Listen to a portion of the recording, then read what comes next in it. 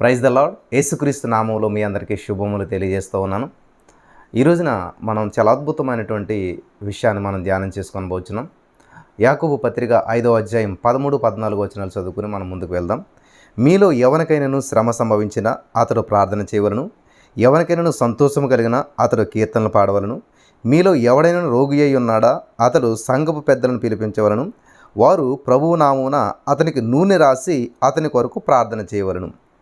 స్తోత్రం దేవస్థానున్నత ఈరోజు యొక్క వాక్యం ధ్యానిస్తూ ఉండగా మాతో మాట్లాడి ప్రతి వారికి వినగల చెవి గ్రహించగల అనుగ్రహించి విత్తబడిచిన వాక్యం వ్యర్థం కాకుండా ప్రతి హృదయంలో నాటబడి 30, 60, 100 వెయ్యింతలుగా 100 పంటను వారు స్వతంత్రించుకున్నట్టుకు కృప చూపించి ప్రతి అంధకార చీకటి శక్తులు లయపరిచి వాక్యపు వెలుగులు మనం నడిపిస్తున్నందుకు మీకు వందనం చెల్లిస్తూ నజరేయుడైన యేసుక్రీస్తు నామములో మేము అడిగినవన్నీ పొంది ఉన్నామని ప్రార్థిస్తున్నామా పరమ తండ్రి, ఆమేన్.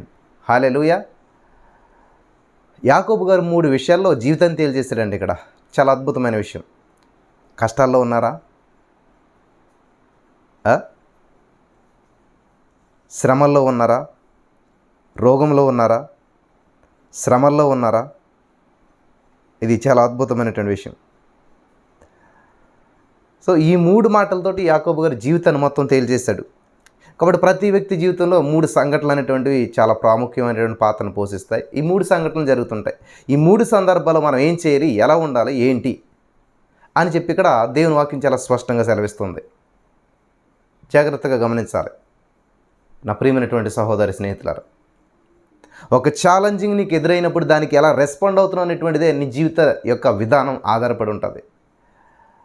పిల్లలందరికీ కూడా ఎగ్జామ్స్ ఎదురవుతాయి. మార్చి నెల వచ్చేసరికి ఎగ్జామ్ అందరికి భయం వేస్తుంది. ఎందుకంటే ఆ ఎగ్జామ్ని ఎదుర్కొనే సామర్థ్యం వాళ్ళ దగ్గర లేదు కాబట్టి. ఇక్కడ యాకోబు గారు ఒక అద్భుతమైనటువంటి విషయాన్ని మనకు తెలియజేస్తూ వస్తున్నాడు. మీరు మత్తయి సువార్త 5వ అధ్యాయం 33-37 వచనాల వరకు మీరు చదువుకున్నట్లయితే మనం మాట్లాడుతున్నటువంటి దాన్ని దేవుడే వింటున్నట్టుగా ప్రతి మాటను కూడా మనం ఏం చేయాలంట, ఆచితూచి మాట్లాడాలంటారు కదా. ఎందుకంటే నిజంగానే ఆయన వింటూ ఉన్నాడు. కాబట్టి ఎవరిని మోసగించాలనేటువంటి ప్రయత్నం మన మాటల్లో ఉండకూడదు. జాగ్రత్త. ఇక్కడ చాలా అద్భుతమైన విషయాన్ని ఈరోజు పరిశుద్ధాత్మ దేవుడు మనతో మాట్లాడుతున్నాడు. బ్రదర్, చాలా శ్రమల్లో ఉన్నాం, చాలా ఇబ్బందుల్లో ఉన్నాం, చాలా అప్పుల్లో ఉన్నాం, చాలా అనారోగ్య పరిస్థితుల్లో ఉన్నాం. ఇవేమీ లేని వాళ్ళు ఉంటారు, సంతోషంగా ఉంటారు, అంతే కదా. ఉంటే ఇప్పుడు రాజుగారు మొదటి భార్య చాలా మంచిది అంటే రెండో భార్య చెడ్డదనే కదా అర్థం. ఇంకా రెండో భార్య చెడ్డదని చెప్పవసరం లేదు. రాజుగారు రెండో భార్య చాలా చెడ్డదని అంటే మొదటి భార్య చాలా మంచిదని అర్థం. ఈరోజు నీ జీవితంలో చాలా కష్టాలు ఉన్నాయి అంటే బాధ, శ్రమ ఉంది అంటే సంతోషం లేదని అర్థం, సమాధానం లేదని అర్థం. వింటున్నారా? ఇంకా ఏదైతే మన దగ్గర ఉందో అదే చెప్తాం. ఇదే పెద్ద ప్రాబ్లం అనమాట. ఏదైతే కావాలో అది చెప్పం. నాకు చాలా ఆశ్చర్యం అనిపిస్తుంది అనమాట. మీరు మెడికల్ షాప్కి వెళ్తే మెడికల్ షాప్ నిండా మెడిసిన్ ఉంటుంది, కానీ మీరు ఏం చేస్తారు, చిన్న స్లిప్ పట్టుకెళ్ళి ఇవి ఇవ్వండి అంటారు. కానీ మీ దగ్గర అది ఉందా, ఇది ఉందా, ఈ మెడిసిన్ దేనికి, ఆ మెడిసిన్ దేనికి, ఆ మెడికల్ షాప్లో ఉన్న మిగతా వాటి హిస్టరీ తెలుసుకోరు, వాటి గురించి వర్ణించరు. కానీ జీవితంలో మాత్రం ఇదే పెద్ద తప్పు చేస్తున్నారు. మీకు ఏది కావాలది తీసుకోవాలి. మన ప్రార్థన అలాగ ఉండదు. మీ దగ్గర ఏది ఉన్నదో దాన్ని ఎక్స్ప్లెయిన్ చేస్తారు. మెడికల్ షాప్కి వెళ్ళి ఎప్పుడన్నా సరే డాక్టర్ దగ్గర చూపించుకున్న తర్వాత డాక్టర్ దగ్గరికి వెళ్ళిన వాళ్ళు ఏం చేస్తారు చెప్తారులేండి. మెడికల్ షాప్లోకి వెళ్ళి రోగం. దేవుని దగ్గరికి వచ్చినటువంటి వాళ్ళు ఎవరు కూడా వాళ్ళకున్న సమస్యను మెడికల్ షాప్ వరకు చెప్పరు. ఇప్పుడు డాక్టర్ దగ్గరికి వెళ్ళావు, కన్సల్ట్ చేసుకున్నావు, డాక్టర్ నీ రోగాన్ని చూశాడు, డాక్టర్ నీ యొక్క జబ్బుని ఫైండ్ అవుట్ చేశాడు. ఓ నీకు ఈ జబ్బు ఉందయా, ఇది ఈ ట్యాబ్లెట్లు వాడని ఒక స్లిప్ రాసిచ్చాడు. మెడికల్ సీట్లో నీ యొక్క రోగానికి సంబంధించినటువంటి మెడిసిన్ అంతా రాసిచ్చాడు. మెడికల్ షాప్లోకి వెళ్ళి ఏమంటే నాకు ఈ సమస్య ఉంది, ఈ జబ్బు ఉందని చెప్తావా? ఇంపాసిబుల్, చెప్పరు ఎవరు కూడా. ఈ మెడిసిన్ ఈయనకంటారు కానీ ఆ జబ్బు అసలు వాడి దగ్గర వర్ణించరు మెడికల్ షాప్ వాడి దగ్గర. కానీ ఇక్కడ జీవితం మనం చూసినట్లయితే ప్రతి వారి ప్రార్థన ఎలా ఉంటుందో తెలుసా? మెడికల్ షాప్ వాడి దగ్గరికి వెళ్ళి రోగాన్ని అంతా వివరించినట్టు ఉంటుంది అనమాట. వింటున్నారా? ప్రార్థన చేయమంటే ఏం చేస్తారంటే రోగాన్ని అంతా వివరిస్తుంటుంటారు, నీ సమస్యను అంతా వివరిస్తుంటుంటారు. నో, నువ్వు రోగివి, నీకు కావాల్సిన ఆరోగ్యం. కాబట్టి ఏసై దగ్గరకు వచ్చి ఏం చేయాలి? ఏసై నాకు ఆరోగ్యం ఇచ్చినందుకు వందనాలు ఇచ్చేసాడు ఆయన. ఇప్పుడు మీరు హాస్పిటల్కి వెళ్ళారు, అక్కడ డాక్టర్ చెక్ చేశాడు, మెడిసిన్ రాసిచ్చాడు. మెడికల్ షాప్కి వెళ్ళారు, మీ బెడ్ ఎక్కడో దూరదేశంలో ఉన్నాడో మెడికల్ షాప్ వాడికి ఫోన్ చేసి బిల్ ఎంత అంటే మా అమ్మ వస్తుంది మెడిసిన్ ఇచ్చేసేసాయి నేను చూస్తాను అని చెప్పాడు అనుకోండి. మీరు వెళ్ళి ఏం చేసేయాలి? మెడిసిన్ తీసుకోవాలి వచ్చేసేయాలి. ఎందుకంటే ఆల్రెడీ వెల చెల్లించేశాడు మీ బిడ్డ అక్కడ. మెడిసిన్కి అయ్యే ఖర్చును ఆయన చెల్లించేశాడు. కాబట్టి మీరు మెడిసిన్ తీసుకోవటం, వేసుకోవటం, హెల్తీగా ఉండటం అంతా అయిపోయింది. ఇక్కడ యాకోబు గారు జీవితంలో మనిషి జీవితాన్ని పిల్లలు గమనించాలి. యాకోబు గారు చెప్తున్నటువంటి 3 పరిస్థితుల్లో విశ్వాస జీవితం చాలా వరకు వచ్చేసినట్టే. విశ్వాస యొక్క జీవితం వచ్చేసినట్టే. విశ్వాస జీవితం నేను చెప్తున్నాను, జాగ్రత్తగా వినాలి. ఖచ్చితంగా ఈ యొక్క 3 పరిస్థితుల్లో ఏదో పరిస్థితుల్లో మీరు ఉండే ఉంటారు. చదువుదాం. ఇప్పుడు మనకు బాగా అర్థం. మీలో ఎవరికైనా శ్రమ సంభవించినా, అబ్బా ఎంత మంచి ప్రశ్న వేశారు బ్రదర్. శ్రమల్లో ఉన్నాను బ్రదర్, చాలా శ్రమల్లో ఉన్నాను. నా భర్త నన్ను చాలా శ్రమ పెడుతున్నాడు, అప్పుల వల్ల నన్ను చాలా శ్రమ పెడుతున్నారు, నేను చాలా శ్రమ అనిపిస్తున్నాను కుటుంబంలో, నా అత్తమామల మధ్యలో, అన్యుల మధ్యలో. ఇది లేనటువంటి వారు ఎవరైనా ఉన్నారా? లేదు. బ్రదర్ చాలా శ్రమల్లో ఉన్నాం. ఓకే, ఆగండి. యాకోబు గారు ఏం చెప్తారు విందాం. నేను కాదు, యాకోబు గారు ఏం చెప్పాడు అది విని మనం చేసేద్దాం. మీలో ఎవరికైనా శ్రమ సంభవించినా అతడు ప్రార్థన చేయవలను. మరి చేస్తున్నారా, చేయించుకుంటున్నారా? అమ్మా ఆకలేస్తుందా? ఏమన్నా తిను అంటాడు కానీ, గమనించాలి, ఏమన్నా తిను అంటారు కానీ ఏమన్నా తినిపించు. ఎవరికన్నా చిన్నపిల్లడికి ఆకలేస్తున్నారు ఏం చేస్తారు? వాళ్ళకి తినిపించు అంటారు. అంటే మీరు శ్రమల్లో ఉన్నారా? అయితే ప్రార్థన చేయించాలి ఇప్పుడు మీ చేత. నేను చేస్తాను ప్రార్థన అని కాదు. చిన్న చిన్న విషయాలు చాలా అద్భుతంగా ఉంటాయి. ఆకలేస్తుందంటే సరే నేను భోజనం చేస్తాను అంటే ఎలా ఉంటుంది? ఇప్పుడు ఎవరో నాకు ఫోన్ చేసి బ్రదర్ నాకు చాలా ఆకలిగా ఉందంటే సరేలే అమ్మా నేను భోజనం చేస్తాను, సరేలే అమ్మ నేను ప్రార్థన చేస్తాను అంటే ఆకలి తీరుతుందా? ఇంపాసిబుల్. మరి అలాగంటే బ్రదర్ ప్రార్థన సహాయం కోరాలా వద్దా? ఉంది, వినండి జాగ్రత్తగా. మీలో ఎవరికైనా శ్రమ సంభవించినా అతడు ప్రార్థన చేయవలెను. దేవునికి స్తోత్రం కలుగును గాక. శ్రమ అన్న, కష్టం అన్న, బాధ అన్న, ఇరుకన్నా ఇవన్నీ ఒకే జాతి. కాబట్టి కష్టం అంటే బాగా అర్థమవుతుంది. కాబట్టి ఈ కష్టాల్లో ఏం చేయాలంట? అపోస్తలుడైన పౌలు గారు మరి తన ప్రియ బిడ్డగా ఉన్నటువంటి తిమోతికి ఉత్తరం రాస్తూ 2వ తిమోతి 2వ అధ్యాయం 3వ వచనంలో చూసినట్టయితే, తిమోతి రాసిన 2వ పత్రిక 2వ అధ్యాయం 3వ వచనంలో, క్రీస్తు యేసు యొక్క మంచి సైనికుని వలె నాతో కూడా శ్రమను అనుభవించు. అరే శ్రమలో ఉన్నానంటే శ్రమ అనుభవించు అంటాడేంటి ఈయన? అనుభవించు అదేంటి బ్రదర్ మేము శ్రమల్లో ఉన్నామండి అంటే శ్రమ అనుభవించు అంటారేంటి? వింటున్నారా? శ్రమ అనుభవించు అంటారేంటి?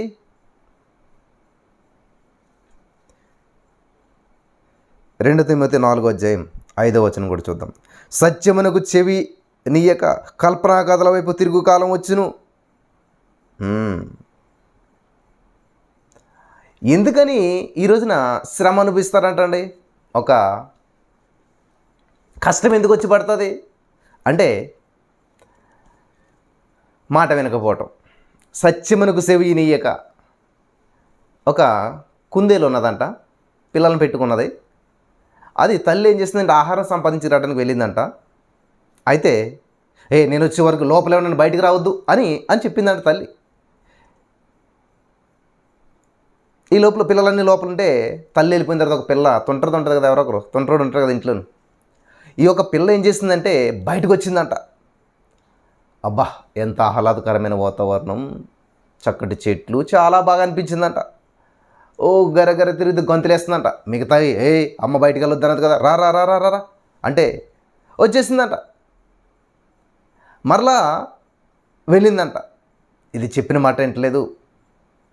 అమ్మ మాట వినకపోతే కష్టం వచ్చి పడుతుంది, వెళ్ళొద్దు వెళ్ళొద్దు అంటే ఏం కాదు, ఏమి లేదు ఇక్కడ చాలా బాగున్నది, ఎంత హ్యాపీగా ఉన్నదో బయటకు వస్తుంది. ఆ గుంటలో ఆ లోపల ఆ బంధకాల్లో ఉండే కంటే ఒక్కసారి వచ్చి చూడండి. అమ్మ చెప్పిన మాట అంటే గుంటలోనే ఉంటాం. ఎంత హ్యాపీగా ఉందో రండి రండి అంటే వినలేదు. గమనించాలి ప్రియులారా.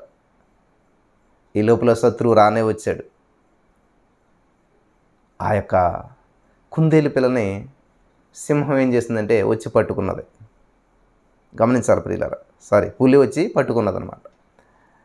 పట్టుకుని చంపి పడేసింది. చంపి దాన్ని తినకుండా ఏం చేసిందంటే ఆ కుందేలు పిల్లని అక్కడ పెట్టేసేసి కొంత దూరం తీసుకెళ్ళి ఒక నక్కను పిలిచి నక్కను కాపలా పెట్టి వెళ్ళిందంట ఏదో పని మీద. స్టోరీ ఇదంతా జరుగుతుందా? ఇందులో నీతిని అర్థం చేసుకోవాలి మనం. అయితే మళ్ళీ పులి వచ్చేసరికి ఈ కుందేలుకి చెవి లేదంట. నక్క ఏం చేసింది, చూసి చూసి ఆకలేసి ఈ చెవు కొరికి తినేసిందంట. ఇప్పుడు పులి వచ్చి నక్కని అడిగింది, దీని చెవేది అంటే లేదా చెవి లేదు దానికి అసలు అన్నదంట. చెవి లేకపోవటం ఏంటి? అప్పుడు పులి ఏం చేసిందంటే కుందేలు పిల్లని పట్టుకుని వాళ్ళ అమ్మ దగ్గరికి వచ్చి వాళ్ళ అమ్మని పిలిచి, వాళ్ళ అమ్మని పిలిపించండి, అసలు కుందేలుకి పుట్టినప్పుడు చెవి ఉందా లేదా, ఏ నక్క అబద్ధం చెప్తుందా నిజం చెప్తుందా అని చెప్పి చర్చా వేదిక జరుగుతుంది అక్కడ. అప్పుడు కుందేలు పిల్ల తల్లి వచ్చిందంటాడు. వచ్చి ఎస్, నిజంగా నా బిడ్డకి చెవి లేదు. చెవి లేదా? నిజమేనా? ఎస్ నిజమే. దానికి చెవి ఉంటే నా మాట వినేది, ఈ రోజున సజీవ లెక్కలో ఉండేది, శ్రమలో ఉండేది కాదు, ప్రాణం పోయేది కాదు. దానికి నా మాట వినే చెవి ఉంటే అది లోపలే ఉండేది, బయటకు వచ్చేది కాదు. దానికి చెవి లేదు అన్నదంట. హల్లెలూయా. అర్థమైందా? నిజంగా దానికి చెవితోటే పుట్టింది, కానీ ఈ లోకానుసారమైన చెవితో పుట్టింది. ఆ చెవి నక్క తినేసింది, వాస్తవమే. కానీ తల్లి ఏమంటుందంటే చెవి లేదు. ఏ చెవి? ఈ చెవి కాదు, నా మాట వినే చెవి లేదు దానికి. నా మాట వినే చెవి ఉంటే నేచురల్ చెవి కూడా ఉండేటువంటిది, ఈ లోకానుసారమైన చెవి కూడా ఉండేటువంటిది, దాని ప్రాణం కూడా ఉండేటువంటిది, నా మిగిలిన పిల్లలతో ఆనందంగా ఉండేటువంటిది, బ్రతుకుండేది. ఈ కష్టము, ఈ శ్రమ, ఈ బాధ ఎందుకు వచ్చిందంటే ఇదే కారణం. ఎందుకు వచ్చిందంటే ఇదే. ప్రియులు గమనించాలి. హల్లెలూయా. Thank you Jesus. యాకోబు 4:5 చూసినట్లయితే, ఆయన మన యందు నివసింపజేసిన ఆత్మ మత్సరపడినందుగా ఆపేక్షించునా అను లేఖనము చెప్పినది వ్యర్థం అనుకొనిచున్నారా? మన యందు దేవుడు ఆత్మ ఉన్నాడు. నువ్వు దేవుని మనం వింటున్నావా లేదా? ఒకసారి గమనించుకోవాలి ప్రియులారా. కాబట్టి ఇక్కడ అపోస్తుల కార్యంలో కూడా చూసినట్లయితే ఒక మాట చదువుకుందాం.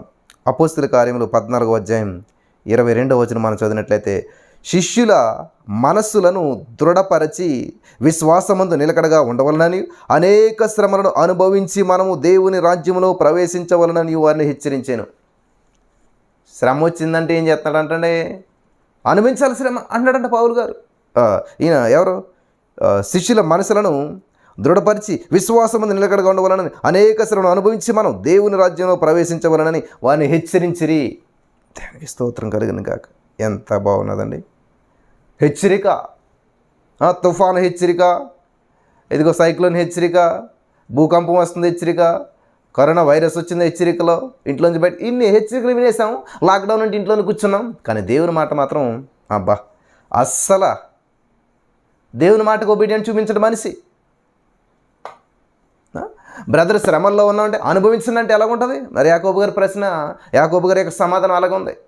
విశ్వాసికి 3 రకాలైనటువంటి పరిస్థితుల్లో ప్రతి విశ్వాస జీవితం ఉంటుంది. అందులో నెంబర్ 1 శ్రమ, కష్టము, బాధ, ఇబ్బంది. అయ్యగారు శ్రమల్లో ఉన్నామంటే అనుభవించండి అన్నాం అనుకోండి, మళ్ళీ ఫోన్ చేస్తారా? ఇప్పుడు మీరే ఉన్నారు, బ్రదర్ చాలా శ్రమల్లో ఉన్నానండి, చాలా ఇబ్బందుల్లో ఉన్నానండి, చాలా కష్టాల్లో ఉన్నాను, కష్టకాలంలో ఉన్నాను బ్రదర్ అంటే అనుభవించండి అమ్మ అంటే ఎట్లా ఉంటుంది? మళ్ళీ ఆయన వాక్యం వినరు, ఆయన దగ్గరికి వెళ్ళరు, ఆయనతో మాట్లాడు. కానీ యాకోబు గారు అదే చెప్తున్నారు, ప్రార్థన చేయాలి. హల్లెలూయా. దేవునికి స్తోత్రం కలుగును గాక. అపోస్తలుడైన పౌలు గారు కూడా తిమోతికి అదే చెప్తున్నాడు, సహించాలి. సహనం సముద్రం కంటే పెద్దది. తొందరగా నేను చెప్తాను, జాగ్రత్తగా వినండి. అపోస్తల కార్యంలో శిష్యుల మనస్సులను దృఢపరచి, మనసును దృఢం చేసుకో, గట్టి చేసుకో. దృఢం అంటే ఏంటి? గట్టిగా. చాలా దృఢంగా ఉందంటే ఏంటి? గట్టిగా ఉందని అర్థం.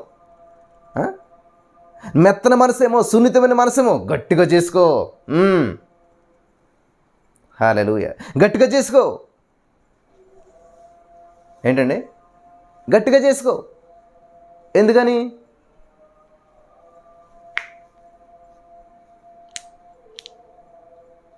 ఎందుకని గట్టిగా చేసుకోవాలి? ఇప్పుడు మా ఇల్లు నేను 6వ తరగతి 7వ తరగతి చదివేటప్పుడు తాటాకులు గుడిసె అనమాట. 96లో గాలివాన వచ్చినప్పుడు ఏమైందంటే కూలిపోయింది ఇల్లు మాదంతా. దేవునిలో ప్రార్థన చేసి దేవునిలో బలపడి దేవుని మహిమార్థంగా అభివృద్ధి చెందిన తర్వాత ఇప్పుడు నేను బిల్డింగ్ కట్టుకున్నాను. ఆ తాటాకులు గుడిసె కాబట్టి కూలగొట్టాడు సైతాన్గాడు గాలి రూపంలో వచ్చి. ఇప్పుడు నా బిల్డింగ్ని వాడు తాకినా తప్పుకుని వెళ్ళాలి తప్ప, తప్పించుకుని వాడిపోవాలి తప్ప నా బిల్డింగ్ మాత్రం తప్పుకోదు. ఎందుకంటే దృఢం గట్టిగా ఉంది. హల్లెలూయా. అర్థమవుతుందన్న వాళ్ళు ఆమెన్ చెప్దాం అందరూ కూడా. ఆమెన్. హల్లెలూయా.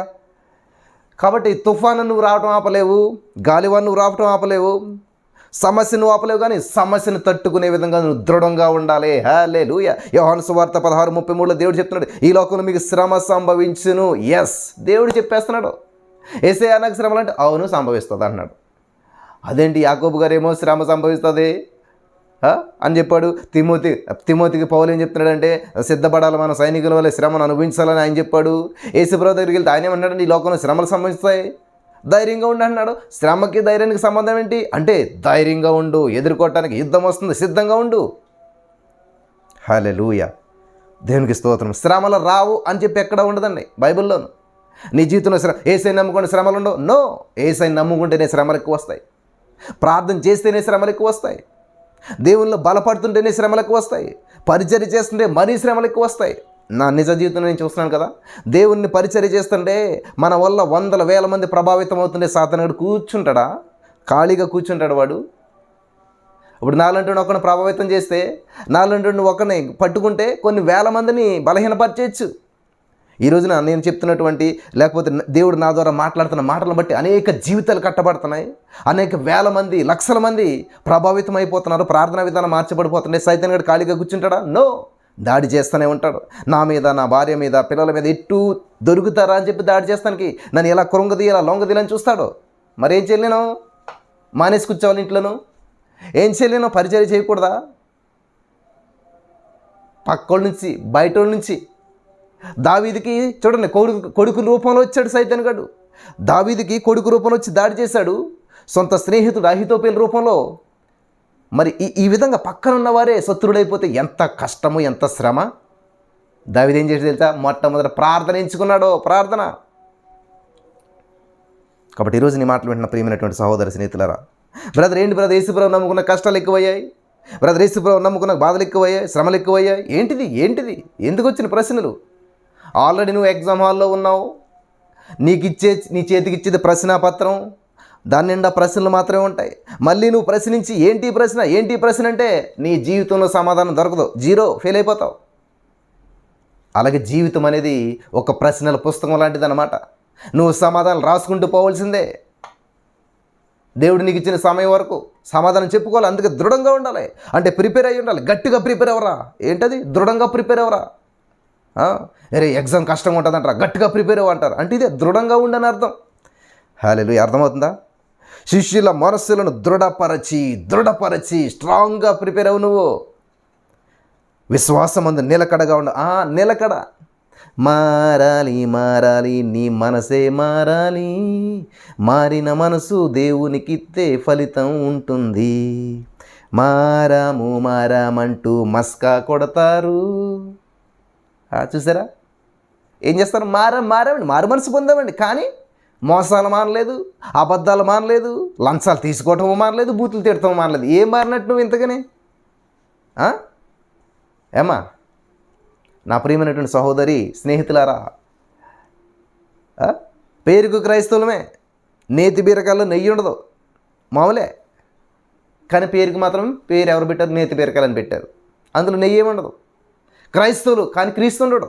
అంతా నోరు తెరిస్తే బూతులు, ఏదైనా చిన్న తేడా వస్తే కోపం, ఆవేశం, అనాలోచితంగా మాట్లాడుతూ ఇవన్నీ నీలో ఉంటే యేసయ్య ఎక్కడ ఉన్నట్టు లెక్క. దేవుని ప్రేమ ఎక్కడి నుంచి పడుతుంది బయటికి? అస్సలు కోపం ఎక్కువండి.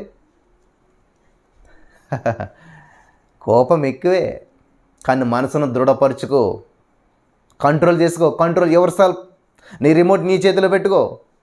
లేదండి నాకు కోపం వస్తే నేను ఏదో వస్తువుని పగలగొట్టాలి, నా కోపం పోవాలంటే దాన్నో దీన్ని తన్నాలి. ఆహా, దానివల్ల లాస్ ఎవరికి? గోడకు లాసా, వస్తువుకు లాసా? నీకే లాసు. కాబట్టి అపోస్తలుల కార్యాలు 14:22లో శిష్యుల మనసులను దృఢపరిచి విశ్వాసమందు నిలకడగా ఉండాలి. నిలకడలే నీ జీవితం అంతా నీలో పెట్టుకుని నిలకడ ఉండదు. ఈసారి ప్రార్థనకి నేనే ఫస్ట్ ఉంటాను, ఈ ఆల్రెట్లో నేనే ఉంటాను, ఈసారి అంతే. ఈసారే మరోసారి దేవుడు ఏమంటున్నాడు? ప్రకటన 2:10 మరణం వరకు నమ్మకం ఉండవయ్యా బాబు. ఒక్కరోజు 2 రోజులు కాదు, మరణం వరకు నమ్మకం, అప్పుడు నేను జీవ కిరీటం ఇస్తాను. చాలామంది ఫోన్ చేసి, బ్రదర్ మీకు ఎర్లీ మార్నింగ్ 3:30కి అంతమంది ఎలాగొస్తున్నారు? ఇప్పుడు వస్తున్నారు, కానీ 5 సంవత్సరాల క్రితం 5గురే, 10 మందే. కానీ నిలకడ ఉండాలి. 5గురు వచ్చారా, 10 మంది వచ్చారా, 1000 మంది వచ్చారా, 1500 మంది వచ్చారా, 2000 మంది వచ్చారా, ఎంతమంది వచ్చినా ఇంతే నిలకడ. వాళ్ళు మారుతూ ఉంటారు, వాళ్ళు తగ్గుతూ ఉంటారు, వాళ్ళు పెరుగుతూ ఉంటారు. వాళ్ళలో మార్పు రావచ్చు కానీ నీలో మార్పు రాకూడదు. అదే నిలకడగా ఉండాలి. దేవునికి స్తోత్రం కలుగు. బ్రదర్ 3:30 ప్రేయర్లో ఉండాలని ఎంతో ఆశ ఉన్నది బ్రదర్. కానీ ఏంటంట, లేవలేకపోతున్నాను, ఉండలేకపోతున్నాను. ఎలాగైనా సరే నేను 3:30 ప్రేయర్లో ఉంటాను బ్రదర్, నాకు జాబ్ రావాలి బ్రదర్, నాకు పెళ్ళి అవ్వాలి బ్రదర్. అంటే నువ్వు 3:30 ప్రేయర్లో ఉండేది ఎందుకని? నీకు జాబ్ వస్తుందని, పెళ్ళి అవుతుందని. ఇదంతా స్వార్థమే కదా. నిజంగా దేవుని ప్రేమించి నువ్వు దేవుని రాజ్యాన్ని, నీతిని వెతకండి, అప్పుడు అవన్నీ మీకు అనుగ్రహించబడతాయి. ఎటువంటి కష్టం వచ్చినా, జాబ్ రాకపోయినా నువ్వే 10 మందికి జాబ్ ఇచ్చేలా చేస్తాడు దేవుడు. అలా జాబ్ లేకపోతే నా జీవితం లేదండి. జాబ్ చేసిన కోసం నేను సృష్టించాడు దేవుడు. ఆ జాబ్ కోసమే సృష్టించాడు దేవుడు నిన్ను. నేను అలాగనుకున్నాను, ఈ డిఎస్సి రాకపోతే బీఎస్సీ బీఈడీ చేశాక నేను ఉద్యోగం కొరకు ఎదురు చూస్తున్నప్పుడు ఇంక జాబ్ రాకపోతే అయిపోయింది, మా కుటుంబంలో నేను బ్రతకడం కష్టం, మాకు ఇంక ఆధారం లేదు, అయిపోయింది. జాబ్ రాకపోతే జీవితం లేదా అనుకున్నాడు దేవుడు. ఏంటో మరి నిజంగా జాబ్ రాకుండా అయిపోయింది. జాబ్ రాలేదు. ఎంతో కష్టపడి చదివాను, రోజుకు 18 గంటలు చదివాను, ఆల్మోస్ట్ 40 రోజులు ఒక సూర్యకాంతిని కూడా చూడకుండా చదివాను. నా శక్తి లోపం లేకుండా ప్రయత్నం చేశాను, ఫలితం శూన్యం. కష్టం వచ్చి పడింది, తినడానికి లేని పరిస్థితి వచ్చి పడింది. దేవుడు అన్యాయిస్తాడా? బాబు, నువ్వు చిన్న ఉద్యోగం చేసుకుని నీ బ్రతుకును బ్రతికేయడం కాదు నీ ఉద్దేశం. నీ పట్ల నా ప్రణాళిక అది కాదు. ఏదో నీ జీవితం అలా కంఫర్ట్ లైఫ్ నువ్వు వెళ్ళిపోతావని కాదు నేను ఏర్పాటు చేసుకున్నది. అనేక మందిని ప్రభావితం చేయాలి, అనేక మందికి నువ్వు ఎంప్లాయ్మెంట్ ఇవ్వాలి, అనేక మందికి నువ్వు. ఈ రోజున చూస్తున్నారు కదా, మనం మీటింగ్ పెడుతుంటే అనేక మందికి ఎంప్లాయ్మెంట్ ఇస్తున్నాం, అనేక మందికి పని చెప్తున్నాం, అనేక మందికి జీతాలు ఇస్తున్నాం, అనేక మందికి మరి మ్యూజిక్ పెట్టామంటే డబ్బులు ఇస్తున్నావా లేదా, సౌండ్ సిస్టమ్ పెట్టామంటే డబ్బులు ఇస్తున్నావా లేదా, కెమెరా వాళ్ళకి పెట్టామంటే డబ్బులు ఇస్తున్నావా లేదా. ఇప్పుడు నేను జీతం తీసుకుంటున్నానా, జీతం ఇస్తున్నానా? సార్ దేవుడి ప్రణాళిక. అయ్యో ప్రభు, ఉద్యోగం రాకపోతే నా జీతమే లేదు. జీవితం కాదు, నీకు జీతం లేదనుకుంటున్నా, నువ్వు జీతం ఇచ్చేలా చేస్తాను. దేవునికి స్తోత్రం కలుగును కాక. దేవుడి ప్రణాళిక అర్థం కాక మొదట ఆయన రాజ్యాన్ని, నీతిని వెతకట్లేదు. ఈ రోజున నాకు జాబే కావాలి, నాకు పెళ్ళే కావాలి అనేటువంటి వాళ్ళు ఏం చేస్తారు తెలిస్తే, జాబ్ వచ్చాక మళ్ళీ కనిపించరు, ఆ పెళ్ళయ్యాక మళ్ళీ కనిపించరు. చాలామందికి బాగా గుచ్చుకుంటుంది కదా. Praise God. మీకు గుచ్చుకుంటే నేను కరెక్ట్గా మాట్లాడుతున్నట్టు అనమాట. మీ మనసు నొచ్చుకుంటే నేను కరెక్ట్గా మాట్లాడుతున్నాను. హల్లెలూయా. సరే, నెంబర్ 1 కష్టం. అందరికీ కష్టాలు. మరి ఏం చేయాలి? ప్రార్థన చెయ్యాలి. నువ్వు చేయాలి ప్రార్థన. అమ్మా, కష్టం నీకు వచ్చింది, నువ్వు ప్రార్థన చేయాలి. ఆకలి నీకేసింది, ఆకలి కష్టం నీకు వచ్చింది కాబట్టి అన్నం నువ్వు తినాలి, నీ ఆకలి తీరాలంటే. దేవునికి స్తోత్రం కలుగును గాక. హల్లెలూయా. నెక్స్ట్ ఏం చేయాలంటే, అతడు ప్రార్థన చేయవలెను. ప్రార్థనకు జవాబుగా దేవుడు ఏం చేస్తాడంటే, మనల్ని ఆ కష్టాల నుంచి తొలగిస్తాడు. వినాలి. లేకపోతే ఓపికగా దాన్ని సహించే బలాన్నైనా ఇస్తాడు. కష్టం వచ్చినప్పుడు ప్రార్థన చేయలేన్నారు బ్రదర్, బాగా మరి ప్రార్థన చేస్తే ఏం చేస్తాడు దేవుడు? ఆ కష్టాల నుంచి, ఆ కష్టాన్నైనా సరే ఏం చేస్తాడు దేవుడు? ఆ కష్టాల నుంచి మనల్ని తొలగిస్తాడు. కష్టాలను తొలగించాడు, కష్టాల నుంచి మనల్ని తొలగిస్తాడు. గమనించాలి. దేవుడు మనల్ని ఏం చేస్తాడంటే, ఆ కష్టాల నుంచి మనల్ని తొలగిస్తాడు, లేదా ఆ కష్టాలను సహించే సామర్థ్యం గమనించాలి, దేవుడు ఇస్తాడనమాట మనకి. అయితే మనం కష్టాల్లో ఉన్నప్పుడు మాత్రమే ప్రార్థన చేయాలని చెప్పి యాకోబు గారు చెప్తున్నట్టుగా మనం అర్థం చేసుకోకూడదు. శ్రమ వచ్చినప్పుడు ప్రార్థన చేయాలా, మిగతాప్పుడు ప్రార్థన చేయకూడదా? ఎంత తెలివైన వాళ్ళని జనాలు ఎంత భలేగా అర్థం చేసుకుంటారు. అంటే కష్టం వచ్చినప్పుడే ప్రార్థన చేయాలి, మిగతా అప్పుడు అవసరం లేదా? నిజంగా అదే చేస్తున్నారు ఈరోజు చాలామంది. నేను త్వరగా చెప్పి ముగిస్తాను, చాలా సమయం అయింది కాబట్టి మనకి. హల్లెలూయా. ఇక్కడ చూద్దాం, ఎఫెసీ పత్రికలో ఒక మాట ఉన్నది, చదువుదాం మనం. ఎఫెసీ పత్రిక 6వ అధ్యాయం 18వ వచనం మనం చదివినట్లయితే అక్కడ ఆత్మ వలన ప్రతి సమయమనందును ప్రతి విధమైన ప్రార్థనను విజ్ఞాపనను చేయొచ్చు. ఏమనుందండి ఇక్కడ? ప్రతి సమయమందును. మరి అదంటే కష్టం వచ్చినప్పుడు ప్రార్థన చేయమన్నాడు యాకోబు గారు. ఇక్కడేమో పౌలు గారు ఏమన్నాడు? ప్రతి సమయం అంటున్నాడు. ఏది నమ్మాలి? అక్కడ అలాగ ఉంది, ఇక్కడ ఇలా ఉంది, ఏది కరెక్టు? అంటే యాకోబు గారి ఉద్దేశం ఏంటంటే, కష్టం వచ్చిందంటే ఏడుస్తా కూర్చుంటావురా బాబు, నువ్వు కష్టం వచ్చినప్పుడు ఏడవలసింది కాదు, ఏడుస్తా కూర్చోవటం కాదు. మరేం చేయాలి? ప్రార్థన చేయి.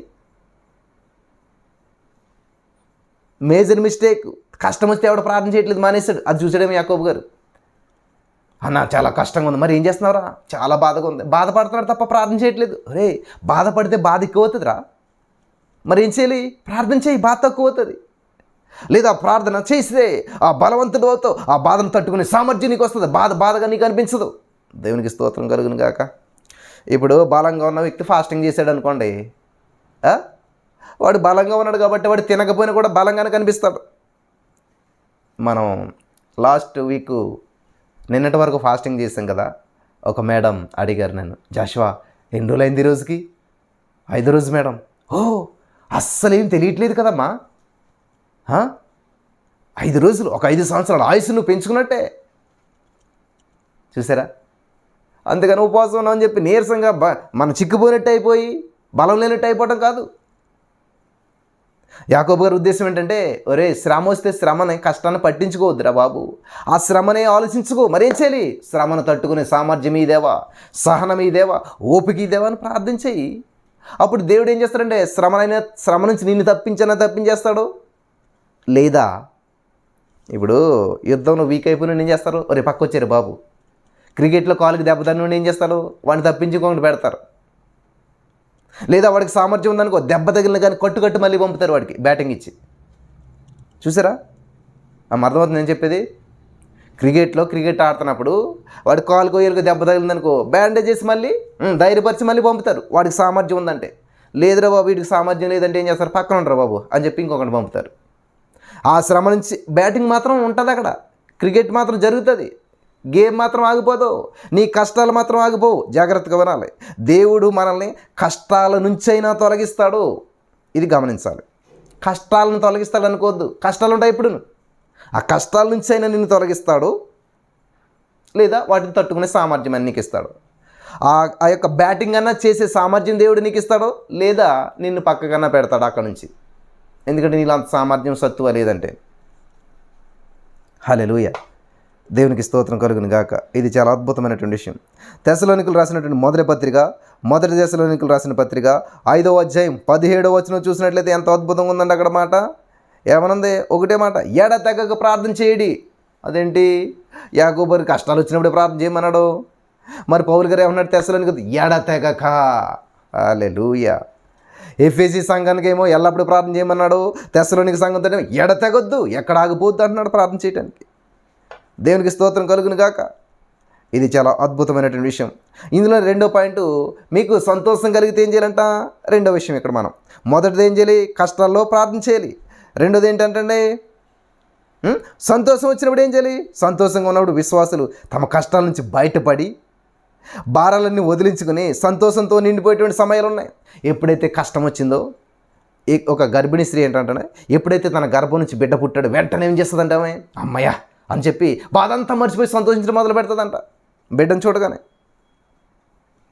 కాబట్టి దేవునికి స్తుతి గీతాలు పాడేందుకు అవి మంచి సమయాలు అనమాట.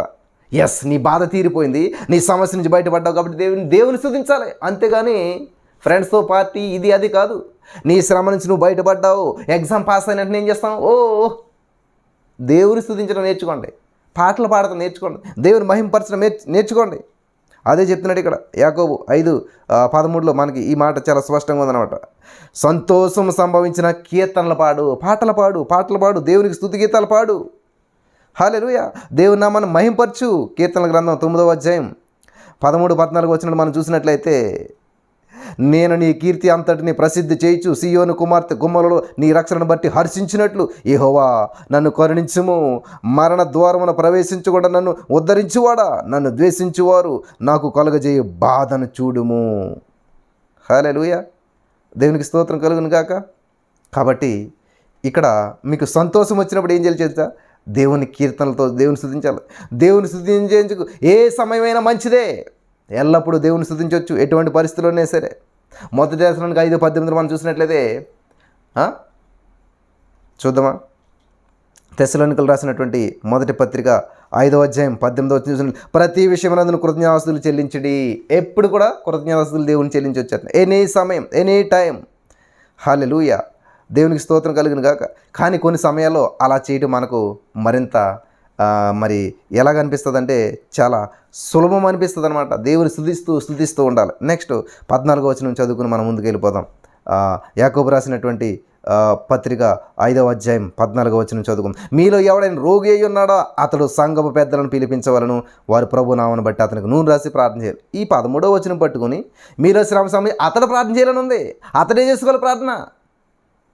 చూసారా, ఇక్కడ గమనించాలి. శ్రమ రోగం కాదు. నీకు శ్రమ వచ్చినప్పుడు ఏం చేయాలంట? నువ్వే ప్రార్థన చేయాలని ఉంది. సరే, కాబట్టి ఏ పాస్టర్తో నాకు సంబంధం లేదు, కాబట్టి నాకు ఎవరితో అవసరం లేదు, నేనే ప్రార్థన చేసుకుంటాను. ఇక్కడ ఆగిపోయి చాలామంది. ఎందుకు? ప్రతిదానికి పాస్టర్ని ఫోన్ చేస్తా, వాళ్ళు చేస్తా. ఉన్నది ప్రతిదానికి సమయం ఉంది, ప్రతిదానికి అవకాశం ఉంది. ఇక్కడ ఏం చేయాలంటే ఎవరైనా శ్రమ సంబంధించి అతడు ప్రార్థన చేయాలి. అక్కడ ఒక పాయింట్ ఉంది.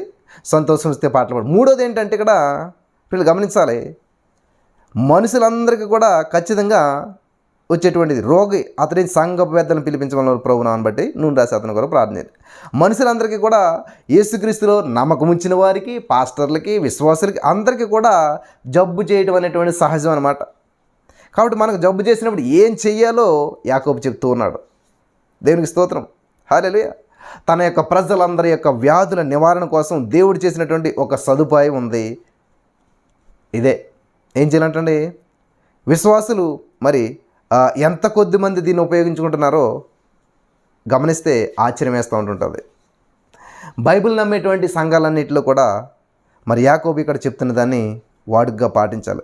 ప్రభు పేరట అంటే ప్రతి ఒక్కరు కూడా ఎవరికైనా సరే వ్యాధి నివారణ కలిగించేటువంటిది తన శక్తి కానీ, తన మాటలో ఉన్న శక్తి కానీ, నూనెలో ఉన్న శక్తి కానీ కాదని గుర్తించాలి. నూనెలో ఉన్న శక్తి కాదు రోగిని స్వస్థపరిచేది. గమనించాలి. డాక్టర్ స్టెథోస్కోప్ కాదు నీ యొక్క రోగాన్ని బాగు చేసేది. డాక్టర్ ఇంజెక్షన్ కాదు నీ రోగాన్ని బాగు చేసేది. ఇంజెక్షన్ లోపల ఉన్న మెడిసిన్. కాబట్టి నూనె రాసినాం అంటే అది నీకు ఒక సిమ్టమ్ మాత్రమే. నూనె ద్వారా కాదు స్వస్థత వచ్చేది, నూనెలో నుంచి కాదు స్వస్థత వచ్చేది. నూనె ద్వారా స్వస్థత వస్తుంది కానీ నూనె కాదు స్వస్థపరిచేది. దైవసేవకుడు చేయి వేయటం ద్వారా నీకు స్వస్థత కానీ దైవసేవకుడు చేతిలో లేదు స్వస్థత.